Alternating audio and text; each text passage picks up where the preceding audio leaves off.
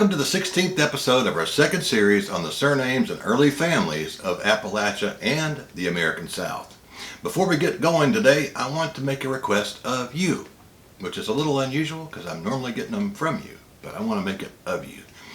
Please remember our mountain and southern families who've been devastated by floods and high winds this season, and don't forget those that are going to be experiencing Milton in a couple of days. It's going to take us some time before our roads, bridges, and some of our lives are rebuilt.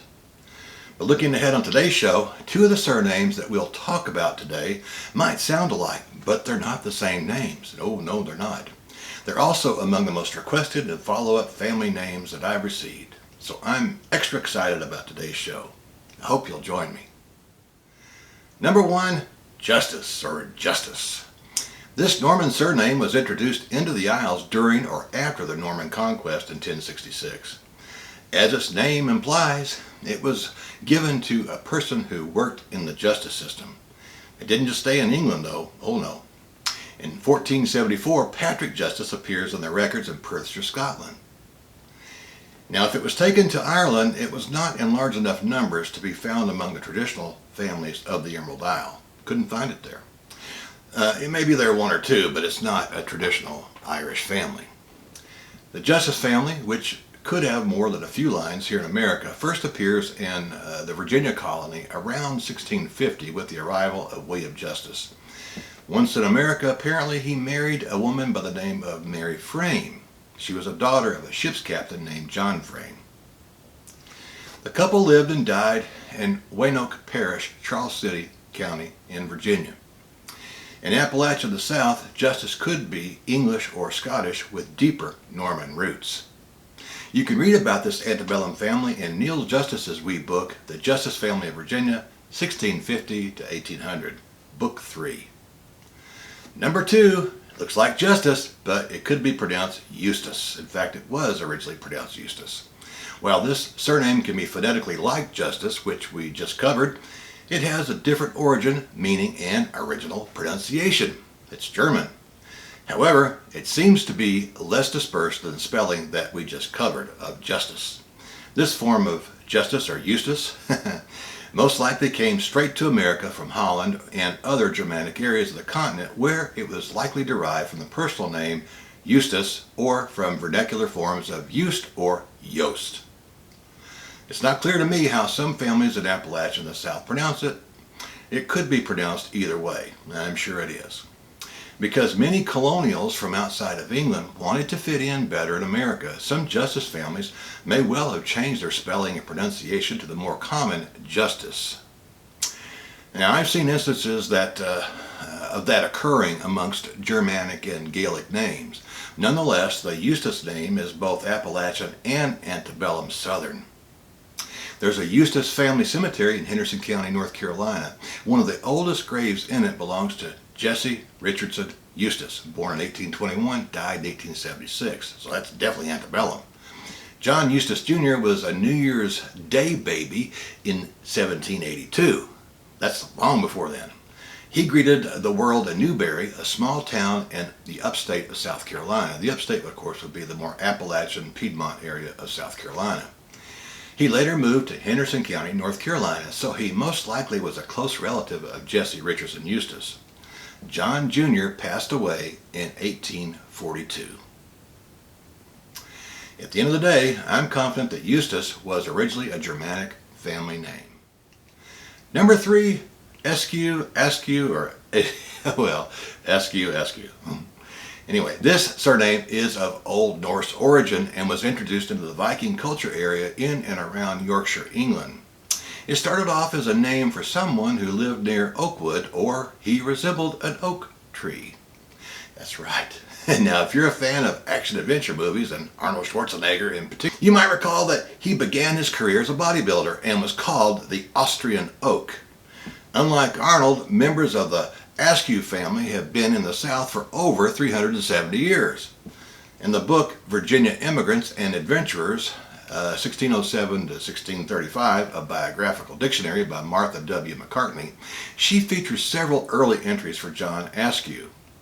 One states that on August the 19th, that was my sister's birthday, and my brother's birthday is August the 18th. But they were born a few years after this. 1618, boy, that goes back a long time. That's early on. The justices of Bridewell Court in England decided to send John Askew, a vagrant from the Bridge Ward, to Virginia.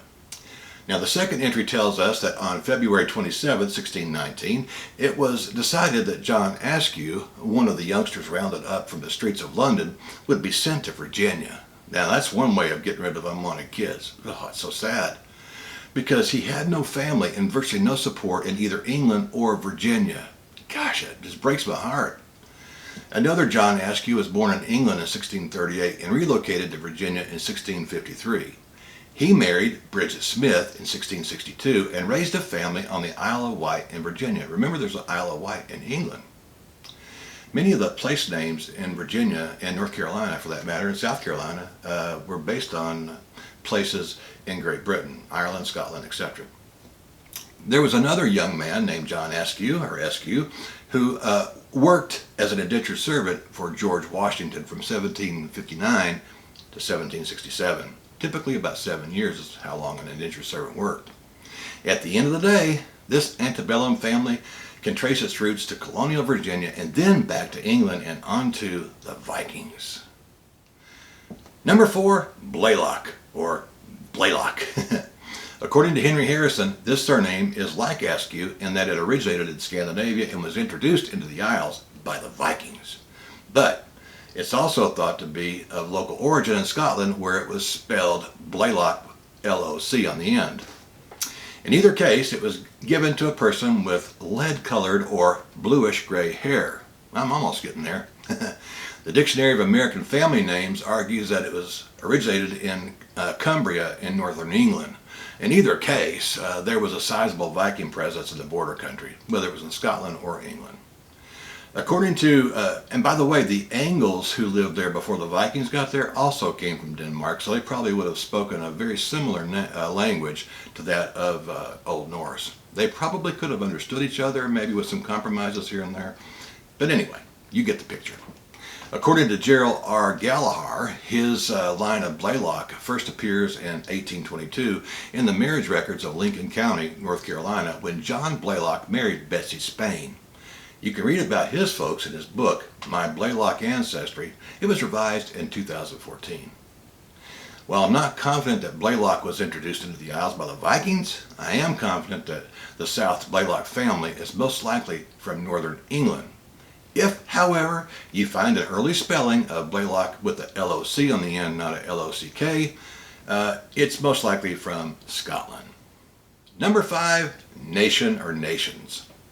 Sometimes a name takes on the appearance and meaning that are completely detached from its original intent.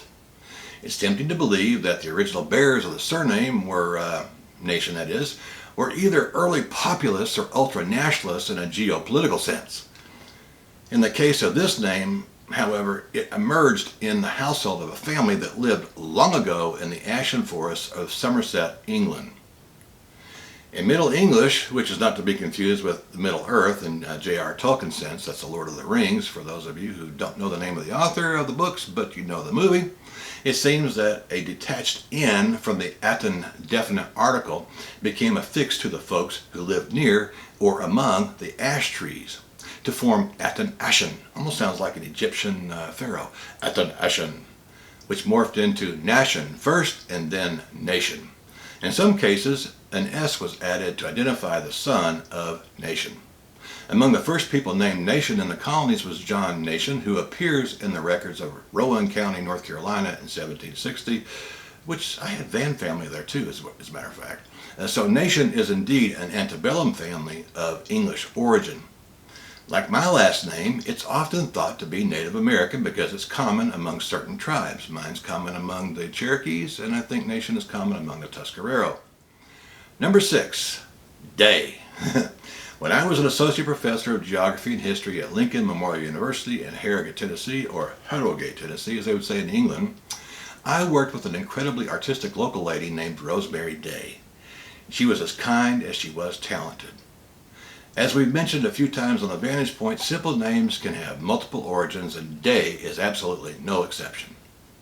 By the way, today seems to be a Viking Day, pun intended. In England, Day appears to have been introduced by Old Norse speakers. It was given to a servant who worked in a dairy. But wait, there's more. The Scots have got to do something, or the Irish have got to do something on their own anyway. In Ireland, it started its existence as which was shortened to O'Day, and that was anglicized to Day, and then to Day. Anyway, according to Ancestry.com, Lewis Day was born in 1760 in Northampton, North Carolina. That's on the border with Virginia. His parents were John Day and Lucy Bland. John and Lucy were born in Virginia in 1737, although Lucy could have been born in North Carolina. I don't know Lucy's death date, but John passed away in 1768. There were also several freedmen named Day as well. At the end of the day, I think you'll need a paper trail to confirm the origin of your line. Assuming no hanky-panky or adoptions in your family tree, a Y chromosome DNA test could clarify a Celtic or Viking origin. You should check out my video on Y chromosomes on that one, and you can see why I would make that statement. Well, folks, that's about all I have for you today.